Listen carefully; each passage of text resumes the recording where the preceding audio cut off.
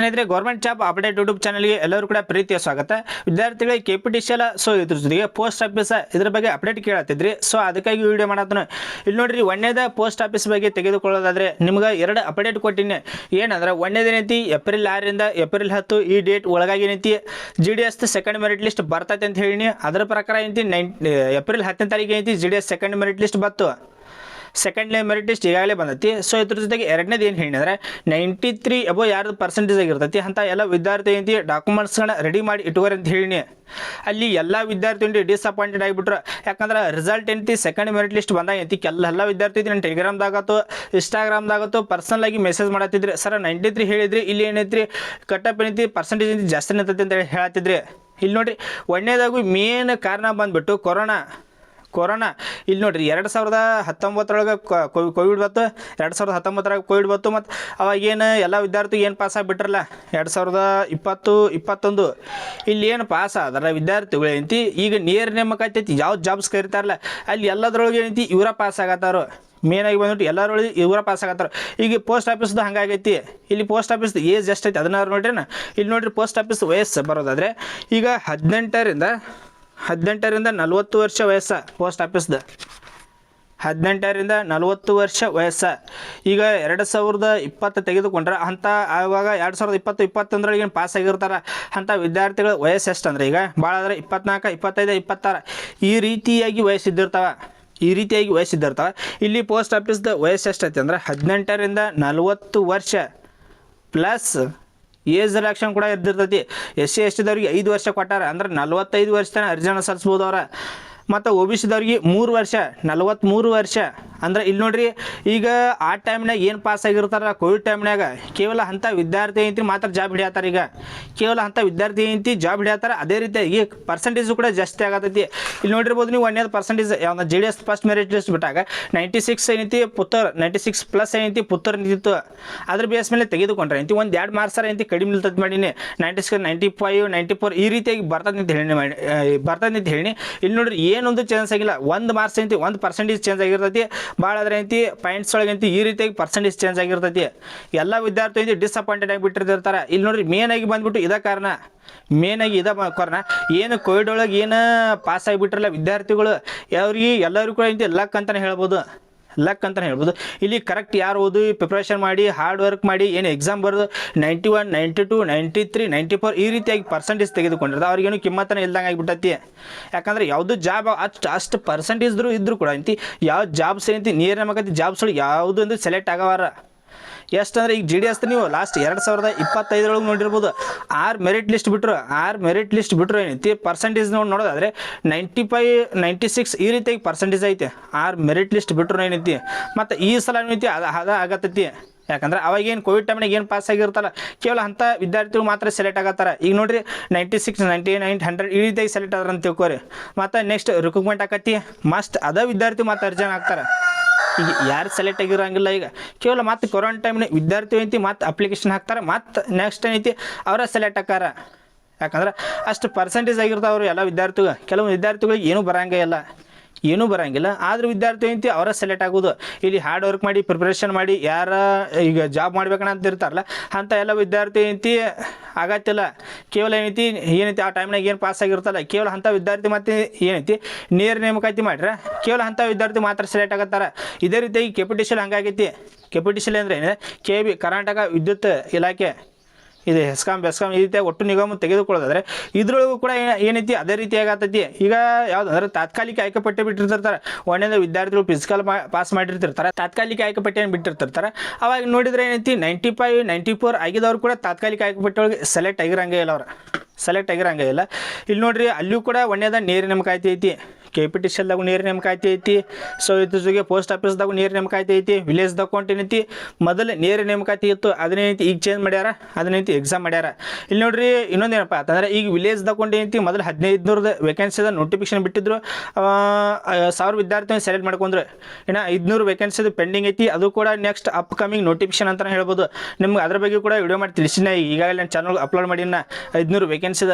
ಇಲ್ಲಿ ನೋಡ್ರಿ ಅದಕ್ಕೂ ಕೂಡ ಏನೈತಿ ಜಸ್ಟ್ 12ನೇ ತರಗತಿ ಆಗಿತ್ತಂದ್ರೆ ಅರ್ಜಿನ ಸಲ್ಲಿಸ್ಬೋದು. ಅದಕ್ಕೆ ಜಸ್ಟ್ 12ನೇ ತರಗತಿ ಪಾಸ್ ಆಗಿರ್ತಾರೆ ಅಂದ್ರೆ ವಿಲೇಜ್ ತಗೊಂಡು ಅರ್ಜಿನ ಸಲ್ಲಿಸ್ಬೋದು. ನೀವೇನಾದ್ರೂ ಒಂದು ಸಲ ವಿಲೇಜ್ ತಗೊಂಡು ಏನು ಸೆಲೆಕ್ಟ್ ಆದರೆ ನಿಮ್ಗೆ ಲಕ್ಕನೇ ಚೇಂಜ್ ಆಕೈತಿ. ನಿಮ್ಮ ಲೈಫನೇ ಚೇಂಜ್ ಆಕೈತಿ. ಅಲ್ಲಿ ಕೂಡ ಏನೈತಿ ಪೇಮೆಂಟ್ನು ಅಷ್ಟು ಚಲೋನ ಇದ್ದಿರ್ತೈತಿ ಏನೈತಿ. ಮತ್ತು ಎಕ್ಸಾಮ್ ಏನೈತಿ ಪಾಸ್ ಆಗ್ಬೇಕು. ಅಲ್ಲಿ ಮೊದಲು ಏನಿತ್ತು ನೇರ ನೇಮಕಾತಿ ಇತ್ತು, ಅದನ್ನೇನು ಚೇಂಜ್ ಮಾಡಿ ಏನೈತಿ ಈಗ ಎಕ್ಸಾಮ್ ಮಾಡ್ಯಾರ. ಜಸ್ಟ್ 12ನೇ ತರಗತಿ ಪಾಸ್ ಆಗಿದ್ರೆ ಅಂದ್ರೆ ಅದಕ್ಕೆ ಅರ್ಜಿನ ಸಲ್ಲಿಸ್ಬೋದು. ಅದಕ್ಕೂ ಕೂಡ ಪ್ರಿಪ್ರೇಷನ್ ಮಾಡಿರಿ. ಅದು 500 ವೇಕೆನ್ಸಿ ಇದನ್ನ ಪೆಂಡಿಂಗ್ ಐತಿ. ಅದ್ರ ಬಗ್ಗೆ ನಿಮ್ಗೆ ವಿಡಿಯೋ ಮಾಡಿ ತಿಳಿಸಿ ಅಂದ್ರೆ ಹೇಳ್ರಿ, ಕಮೆಂಟ್ ಮಾಡಿರಿ. ಮತ್ತು ಅದ್ರ ಬಗ್ಗೆ ಕೂಡ ಮತ್ತೊಂದು ವಿಡಿಯೋ ಮಾಡಿ ತಿಳಿಸ್ತಾನೆ. ಅದ್ರ ಬಗ್ಗೆ ಸಂಪೂರ್ಣ ಮಾಹಿತಿಯನ್ನು ತಿಳಿಸ್ಕೊಟ್ಬಿಡ್ತಾನೆ. ಅದಕ್ಕೂ ವಯಸ್ಸೆಟ್ಟ, ಏಜ್ ಅಷ್ಟ, ಸೆಲೆಕ್ಷನ್ ಪ್ರೊಸೆಸ್ ಯಾವ ರೀತಿ ಆಗಿರ್ತೈತಿ, ಕ್ವಾಲಿಫಿಕೇಷನ್ ಪ್ರತಿಯೊಂದು ಡೀಟೇಲ್ ಆಗಿ ಏನೈತಿ ವಿಲೇಜ್ ತಗೊಂಡು ನಿಮಗೆ ಏನಾದ್ರೂ ಮಾಹಿತಿ ಬೇಕಾಗಿತ್ತಂದ್ರೆ ಕಮೆಂಟ್ ಮಾಡ್ಬೋದು. ಸೊ ಅದೇ ರೀತಿಯಾಗಿ ಕೆಪಿಟಿಷಲ್ದು ಅದಾಗೈತೆ ವಿದ್ಯುತ್ ಇಲಾಖೆದು, ಅದು ನೇರ ನೇಮಕಾತಿನ. ಅಲ್ಲಿ ನೋಡ್ರಿ ಅದಕ್ಕೂ ಕೂಡ ವಯಸ್ಸು ಸೆಟ್ ಕೊಟ್ಟಾರಂದ್ರೆ 18ರಿಂದ 35 ವರ್ಷ. 18ರಿಂದ 35 ವರ್ಷ ಒ ಬಿ ಸಿದವ್ರದೈತಿ. 18ರಿಂದ 40 ಯಾವುದಂದ್ರೆ SC ST ವರ್ಗದ ಅಭ್ಯರ್ಥಿಗಳದೈತಿ.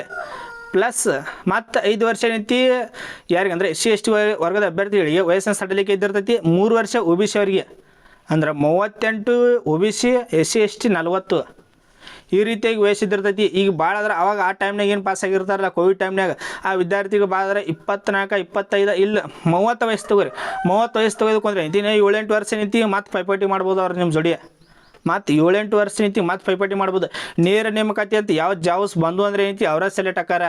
ನೇರ ನೇಮಕಾತಿ ಐತಿ ಯಾವ್ದು ಬೇಕಾದ ಜಾಬ್ಸ್ ಬಂದು ಅಂದ್ರೆ ಅವ್ರು ಅಪ್ಲಿಕೇಶನ್ ಹಾಕ್ಯಾರ, ಅವರ ಸೆಲೆಕ್ಟ್ ಆಕಾರ.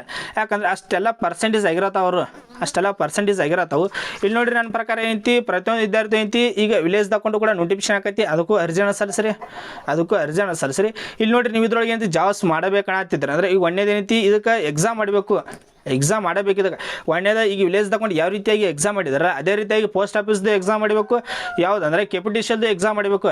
ಯಾರು ಕರೆಕ್ಟ್ ನಾಲೆಜ್ ಇದ್ದಿರ್ತೈತಿ ಅಂತ ವಿದ್ಯಾರ್ಥಿ ಎಕ್ಸಾಮ್ ಬರ್ದೈತಿ ಜಾಬ್ ಮಾಡ್ತಾನೆ. ಈಗ ನಾಲೆಜ್ ಇಲ್ಲಾರ್ದೈತಿ ಅವಾಗ ಏನು ಪಾಸ್ ಆಗಿರುತ್ತಲ್ಲ ಆ ವಿದ್ಯಾರ್ಥಿ ಐತಿ ಜಾಬ್ ಮಾಡೋಕ್ಕಿಂತ ಈಗ ಎಕ್ಸಾಮ್ ಇಟ್ಟರೆ ಐತಿ ಈಗ ಬರೀಲಿ ಅವ್ರ ಈಗ ಬರ್ದೈತಿ ಜಾಬ್ ಮಾಡಲಿ ಅವ್ರ. ಅದಕ್ಕಾಗಿ ಏನೈತಿ ಈಗ 2024 ಕೆಪಿಟಿಷಲ್ ಹಲವಾರು ಹೋರಾಟ ಆಗ್ಯಾವ. ನೀವು ನೋಡಿರ್ಬೋದು ಎಕ್ಸಾಮ್ ಮಾಡೋ ಸಲುವಾಗಿ ಏನೈತಿ ಹೋರಾಟ. ಅದು ಮಾತೇನೈತಿ ಎಕ್ಸಾಮ್ ಮಾಡಲಿಲ್ಲ ಮಾತೇನೈತಿ ನೇರ ನೇಮಕಾತಿ ಮಾಡಿಬಿಟ್ರು. ಅದೇ ರೀತಿಯಾಗಿ ಈ ಸಲ ನೋಡೋಣ ಏನು ಎಕ್ಸಾಮ್ ಮಾಡ್ತಾರೋ ಏನು ಮತ್ತು ನೇರ ನೇಮಕಾತಿನ ಮಾಡ್ತಾರೋ ಅಂಥೇಳಿ. ಮತ್ತು ಇದು ಏನೈತಿ ಜಿ ಡಿ ಎಸ್ದು ಹಂಗಾಗೈತಿ. ಇಲ್ಲಿ ಒಂದೇದು ಕೆಪಿಟಿಷಲ್ಲು ಎಕ್ಸಾಮ್ ಮಾಡಬೇಕು, ಪೋಸ್ಟ್ ಆಫೀಸ್ದು ಎಕ್ಸಾಮ್ ಮಾಡಬೇಕು. ಅವಾಗ ಏನೈತಿ ಎಲ್ಲರೂ ಕೂಡ ಸಮಾನತೆಯನ್ನು ತೋರಿದಾಕೈತಿ. ನೇರ ನೇಮಕಾತಿ ಏನಂದ್ರೆ ಈಗ ಕೊರೋನಾ ಟೈಮ್ನಾಗ ಯಾರು ಪಾಸ್ ಆಗಿರ್ತಾರೆ ಕೇವಲ ಅಂಥ ವಿದ್ಯಾರ್ಥಿ ಮಾತ್ರ ಏನೈತಿ ಕಂಟಿನ್ಯೂ ಸೆಲೆಕ್ಟ್ ಆಕಾರ. ಅವರ ಏನೈತಿ ಸೆಲೆಕ್ಟ್ ಆಕಾರ. ಇಲ್ಲಿ ಕರೆಕ್ಟ್ ಯಾರ ಬಳಿ ನಾಲೆಜ್ ಇದಿರ್ತೈತಿ ಅವ್ರು ಏನು ಯಾವುದು ಜಾಬ್ ಸಿಗಂಗಿಲ್ಲ, ಅವ್ರು ಹಂಗೆ ಏನೈತಿ ಸುಮ್ ಕುಂದ್ರದಾಕೈತಿ. ಸೊ ಅದಕ್ಕಾಗಿ ಏನೈತಿ ಇದ್ರ ಬಗ್ಗೆ ನಿಮ್ಮ ಅನಿಸಿಕೆ ಏನೈತಿ ಪ್ರತಿಯೊಂದು ವಿದ್ಯಾರ್ಥಿ ಕಮೆಂಟ್ ಮಾಡಿರಿ. ಎಕ್ಸಾಮ್ ಮಾಡಬೇಕು ಮಾಡಬಾರ್ದು. ಮತ್ತು ITI ವಿದ್ಯಾರ್ಥಿ ಏನೈತಿ ಕೆಪಿಟಿಷಲ್ ಅಪ್ಲಿಕೇಶನ್ ಹಾಕೋದ್ರ ಬಗ್ಗೆ ಏನೈತಿ ಹೈಕೋರ್ಟ್ಗೆ ವರದಿ ನೀಡಿದ್ರು. ಅದು ಕೂಡ ಯಾವುದೊಂದು ರಿಪ್ಲೈ ಇಲ್ಲ. 44 ವಿದ್ಯಾರ್ಥಿಗಳು ಒಳಗೊಂಡಂತೆ ಹೈಕೋರ್ಟ್ಗೆ ವರದಿ ನೀಡಿದ್ರು. ಡಿಸೆಂಬರ್ದಾಗ ಏನೈತಿ ರಿಪ್ಲೈ ಮಾಡ್ತೀನಿ ಅಂತೇಳಿ ಆದರೂ ಕೂಡ ಸ್ಟಾಪ್ ಮಾಡಿಬಿಟ್ರು. ಅದ್ರ ಬಗ್ಗೆ ಕೂಡ ಯಾವುದೊಂದು ರಿಪ್ಲೈನೇ ಇಲ್ಲ. ಯಾಕಂದ್ರೆ ಅವರಿಗೂ ಕೂಡ ಅವಕಾಶವನ್ನು ಕಲ್ಪಿಸಿಕೊಡ್ಲಿ. ಈಗ ಎಲ್ಲರೂ ಕೂಡ ಒಂದೇದೇನೈತಿ ಫಸ್ಟ್ ಎಕ್ಸಾಮ್ ಮಾಡಿಬಿಡೋದು, ಲಿಖಿತ ಪರೀಕ್ಷೆ ಮಾಡಿಬಿಟ್ರೆ ಐತಿ ಎಲ್ಲರೂ ಕೂಡ ಸಮಾನತೆ ಬಂದಾಕೈತಿ. ಅವಾಗ ಏನೈತಿ ಇಷ್ಟು ಪರ್ಸೆಂಟೇಜ್ ಆಗಿ ನಾವು ಸೆಲೆಕ್ಟ್ ಆಗಿಲ್ಲ ಹಿಂಗೆ ಕೊರಗೋದಕ್ಕಿಂತ ನಿಮ್ದು ಏನೈತಿ ಎಕ್ಸಾಮ್ ಒಳಗೆ ಗೊತ್ತಾಗ್ಬಿಡತ್ತೆ. ನಿಮ್ಗೆ ಏನು ನಾಲೆಜ್ ಇತ್ತು ಐತಿ ಎಕ್ಸಾಮ್ ಮಾರ್ಕ್ಸ್ ಒಳಗೆ ನಿಮ್ಗೆ ಗೊತ್ತಾಗ್ಬಿಡತ್ತೆ. ಇಷ್ಟು ಮಾರ್ಕ್ಸ್ ಏನೈತಿ ತೆಗೆದುಕೊಂಡ್ರೆ ಪಾಸ್ ಅಂತ ಏನಿದ್ದಾರೆ ಅಂದ್ರೆ ಅಷ್ಟು ಮಾರ್ಕ್ಸ್ ಏನೈತಿ ನೀವು ತೆಗೆದುಕೊಳ್ಳಬೇಕು. ಎಕ್ಸಾಮ್ ಬರ್ದಾಗ ಅಷ್ಟು ತೆಗೆದುಕೊಳ್ಳಬೇಕು. ಈಗ ಹಿಂಗೆ ಡೈರೆಕ್ಟ್ ಸೆಲೆಕ್ಷನ್ ಮಾಡೋಕು ಅಂತ ಏನೈತಿ ಎಕ್ಸಾಮ್ ಮಾಡಿರಿ ಅಂತ ಎಲ್ಲರೂ ಕೂಡ ಸಮಾನತೆ ತೋರಿದಾಗೈತಿ. ಇದ್ರ ಬಗ್ಗೆ ನಿಮ್ಮ ಅನಿಸಿಕೆ ಏನದಾವು ಪ್ರತಿಯೊಂದು ವಿದ್ಯಾರ್ಥಿ ಮಿಸ್ ಮಾಡಲಾರ್ದ ಕಮೆಂಟ್ ಮಾಡಿರಿ. ಎಕ್ಸಾಮ್ ಮಾಡಬೇಕು ಮಾಡಬಾರ್ದು. ನನ್ನ ಪ್ರಕಾರ ಏನೈತಿ ಎಕ್ಸಾಮ್ ಮಾಡಿರಿ ಅಂತ ಎಲ್ಲರೂ ಕೂಡ ಸಮಾನತೆ. ಯಾಕಂದ್ರೆ ಈ ರೀತಿಯಾಗಿ ಇಲ್ಲಿ ಹಲವಾರು ವಿದ್ಯಾರ್ಥಿಗಳು ಮರುಗೋದಕ್ಕಿಂತ ಏನೈತಿ ನಂದಿಷ್ಟು ಪರ್ಸೆಂಟೇಜಿಗೂ ನಾನು ಸೆಲೆಕ್ಟ್ ಆಗಿಲ್ಲ. ಇಲ್ಲಿ 91, 92, 93, 94, 95 ಹಿಡಿದ್ರು ಏನೈತಿ ಯಾರಿಗೂ ಏನೈತಿ ಇಷ್ಟು ಮಾರ್ಕ್ಸ್ ಇದ್ರು ಏನೈತಿ ಯಾರು ಕೂಡ ಸೆಲೆಕ್ಟ್ ಆಗತ್ತಿಲ್ಲ. ಅವ್ರಿಗೂ ಏನೈತಿ ಕಿಮ್ಮತ್ತಿಲ್ಲ ಆಗೈತಿ. ಯಾಕಂದ್ರೆ ಈ ಕೇವಲ ಏನೈತಿ 99, 98, 100 ಈ ರೀತಿಯಾಗಿ ಏನು ಪರ್ಸೆಂಟೇಜ್ ಆಗಿರ್ತಾರೆ ಕೇವಲ ಅಂಥ ವಿದ್ಯಾರ್ಥಿ ಮಾತ್ರ ಏನೈತಿ ಎಲ್ಲದರಲ್ಲಿ ಸೆಲೆಕ್ಟ್ ಆಗತ್ತಾರ. ಇದ್ರ ಬಗ್ಗೆ ನೋಡಿ ನೆಕ್ಸ್ಟ್ ಏನೇನು ಅಪ್ಡೇಟ್ ಬರ್ತಾ ಎಲ್ಲವೂ ಕೂಡ ನಿಮಗೆ ತಿಳಿಸ್ಕೊತೋಕನ್ನ.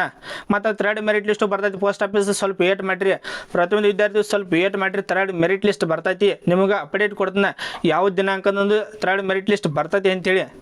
3rd ಮೆರಿಟ್ ಲಿಸ್ಟ್ ಬಗ್ಗೆ ಸ್ವಲ್ಪ ವೇಟ್ ಮಾಡಿರಿ. ಅದ್ರ ಬಗ್ಗೆ ಕೂಡ ಅಪ್ಡೇಟ್ ಕೊಡ್ತೀನಿ ಎಷ್ಟು ಪರ್ಸೆಂಟೇಜ್ ಇದೆ ಯಾವಾಗ ಬರ್ಬೋದು ಇದ್ರ ಬಗ್ಗೆ ನೆಕ್ಸ್ಟ್ ಅಪ್ಡೇಟ್ ಕೊಡ್ತೀನಿ. ಸೊ ಇನ್ನೊಂದು ಚಾನಲ್ ಫಸ್ಟ್ ಅಂತ ಪ್ರತಿಯೊಂದು ವಿದ್ಯಾರ್ಥಿಗಳು ಮಿಸ್ ಮಾಡಲಾರ್ದೆ ಚಾನಲ್ ಸಬ್ಸ್ಕ್ರೈಬ್ ಮಾಡಿ ಇಟ್ಕೋರಿ.